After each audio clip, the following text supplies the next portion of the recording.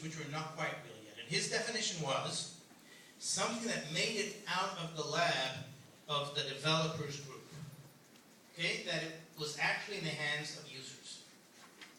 And the reason I was going to, in fact I have a slide like this, I was going to give it incomplete, was that I think we have not gotten enough experience with AR systems that have enough in the hands of users. So, the closest it seems to me that comes is the apps on iPhone. You know, they're getting to be some.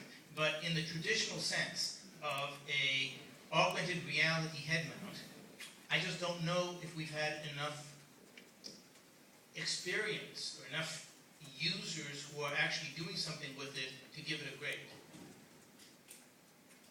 What would you grade it? I don't know. What set of apps would you say are immersive AR that people have done? I think it's difficult. I think I'm disappointed with the breadth of application. Basically working on the borders of what has been established as working AR. And so I would grade C- or something.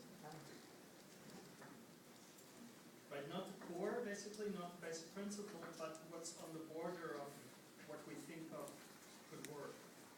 Yeah. Expanding that border, that doesn't seem to be good. Do you want to stand up so people can hear you?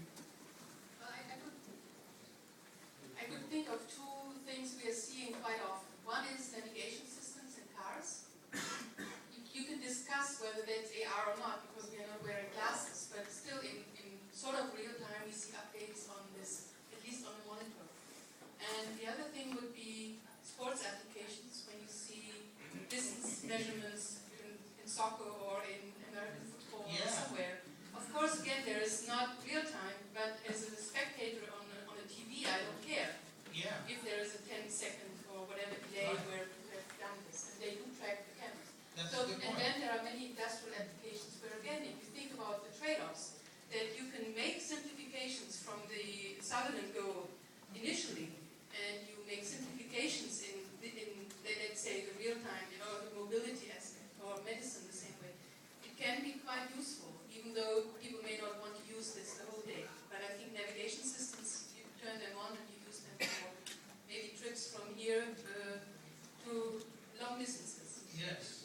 Especially if I had not thought about that as AR, but that's a good point. That's a good point. So that might be, in fact, one of the most effective ones. Boy, I use my navigation system every day.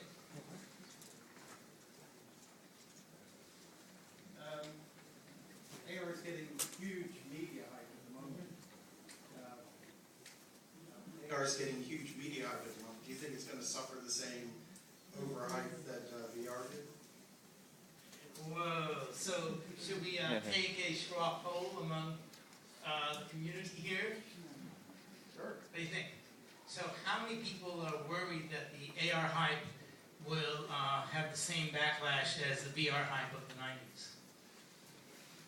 So that sounds like about a third of the people. And how many people think it will not suffer the same?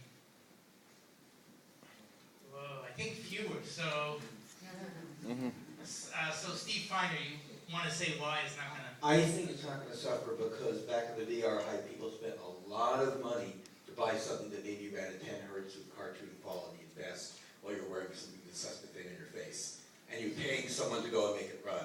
And so now you bought your iPhone, which maybe isn't a great phone, but it's a wonderful little app player. And you download something for free. And yes, the GPS isn't really accurate. The orientation tracker is kind of crappy. But, you had a couple of minutes worth of being able to tell your friends that you didn't like it.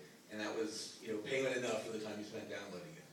So that's why I think we're not going to. Yeah. And the investment is, as you say, trivial for each user compared to what it was to VR. Right? I think that's a good point. I would make the counter to that. Yes. Yes, my friends buy the little app for the stars and they just think this is brilliant, and it is for $4. But what happens when you try to move it into industry? Like, TU Munich spent 10 years getting it into surgery, and they were very careful about how they brought it into the industry. But now that it's been hyped industry's gonna be disappointed because they don't want a cheesy little $4 app. They want something that actually helps the people in factories. Maybe, but my sense is that the VR hype was recent enough so that many people still vaguely remember it. So my sense is that the AR hype doesn't have the same kind of overblown expectations.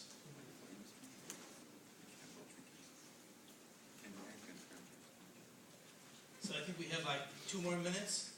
Any more comments or? What are your predictions for 2030? Uh, You gotta put the hat on first.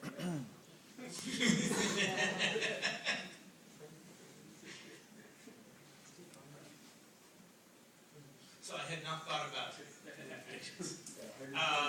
My sense is that the easiest thing to predict is that handhelds will be everywhere and that they will have all kinds of connections, connecting sensors. So there'll be Bluetooth and others that will allow connectivity. So I think it'll be relatively easy to have head mounts and hand trackers and other kinds of things that we could buy as add-ons from third party that will basically connect to our handheld that's in our pocket. And my guess is that we'll also have display with that because I think we'll have the handheld with us all the time, and occasionally we'll want to play it at our friend's display or something like that. So my guess is there'll be wireless transmission to the display. So as a result, I think it'll be easier to make displays of various kinds of headmounts. So my guess is by 2030, we'll have wireless head mounts that will be based on opposed being a handheld, and that will have hand tracking and head tracking and some kind of a display that will be pretty good. What do you think? I'm encouraged. Something like that is a little bit cautious.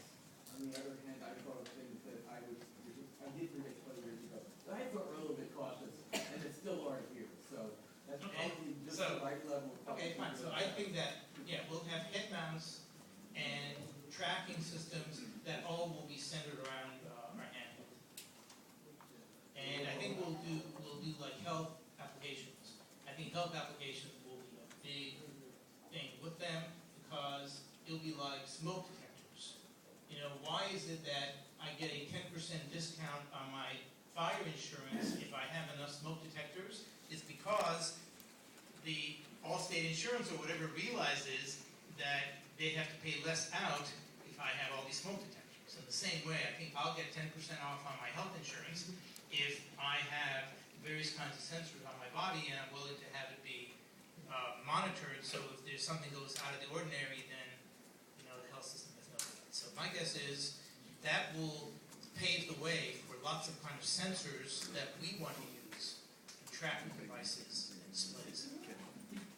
Okay? Well, thank you for your patience. It's such a pleasure to be here.